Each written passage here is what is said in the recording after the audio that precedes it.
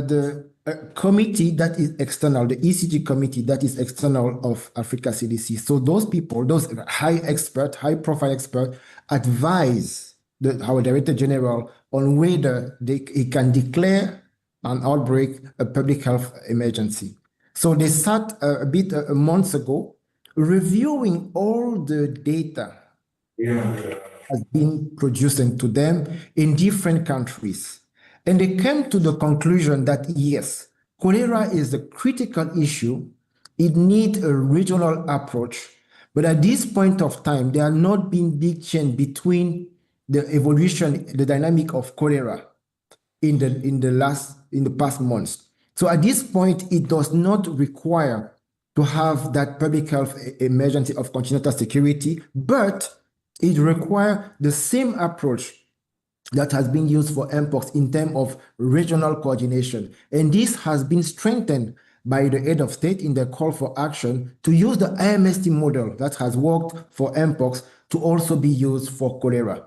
That's why we are working, and then as I mentioned during the conversation, integrating, seeing how we can leverage some of the tools that we have for Mpox within the IMST to also respond to cholera. So for Esther, she was asking whether there are plans for community healthcare workers for patients admitted to the hospital. Dr. Messi has been visited the Sierra Leone in the last 2 weeks, so she will be happy to tell more about what is happening on the ground. Thank you so much, Prof. And thank you, Esther, for that question around contact tracing. So based on our last visit with the country, I think this is one of the areas that the country is really, really intentional in improving and intensifying the response. So basically, community health workers have been trained and they're currently being deployed. The IMST is supporting over 360 community health workers that will be deployed to hotspots. And one of the main activities, so the terms of reference of the community health workers include both active case search as well as contact tracing, just to talk about the surveillance bit. But they'll be doing other activities like the risk communication and community engagement activities and community IPC, that's infection prevention and control. So this is actually planned, and this is something that is being supported not only by the Africa CDC, but again, WHO, IFRC, they are deploying community health workers who will be supporting. So regardless of where the patient is, whether in the treatment centers or maybe at home, their contacts are going to be followed, and their contacts are going to be listed and followed throughout the 21 days. So it's actually something that it's been done and currently being reinforced. Over. Thank you. Let's cross over to get the next questions. We have Coletta from TRT Africa. The question is, what determines life expectancy?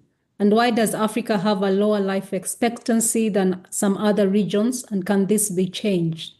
That's the first question. Then we take the last one from Joseph Morrison of Moonlight Radio. The question is, 200 community workers have been deployed by Africa CDC in Sierra Leone, which has improved the reduction of the confirmed case in the country. However, 200 CHWs are not enough. Is there any plans to increase the number of the community health workers in Sierra Leone?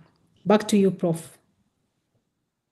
Thank you so much. I will let Dr. King talk about the life expectancy. The Africa CDC has been doing a great job on the public health intelligence, which is something that she will be happy to talk about.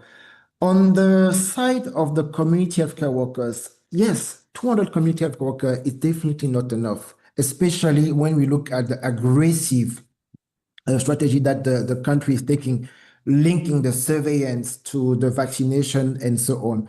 But this is Africa CDC. The IMST has other partners. So we are moving with WHO, the IFRC, that is the Red Cross. They also have a large network of community health workers. So the next move is to train those community healthcare workers that are already in Sierra Leone also in the model that we have of intensification. This will have a catalytic impact on how the community-based surveillance is implemented. implemented in Sierra Leone. And as again, I really want to commend the country for linking the surveillance and the vaccination to ensure that within 4 days, which is what is recommended, the contact around the case receive the vaccine. This is a very good example. And now I will let Dr. Cheng respond on the issue of the life expectancy and the public health intelligence. Thank you so much, Prof, and thanks for that question. However, we have a Center for Primary Health Care. I want to start with that so that you know that we have experts at Africa CDC that could come later to give you more details. But again, just to say that life expectancy on the continent has actually improved. There's been a marked improvement over 10 years.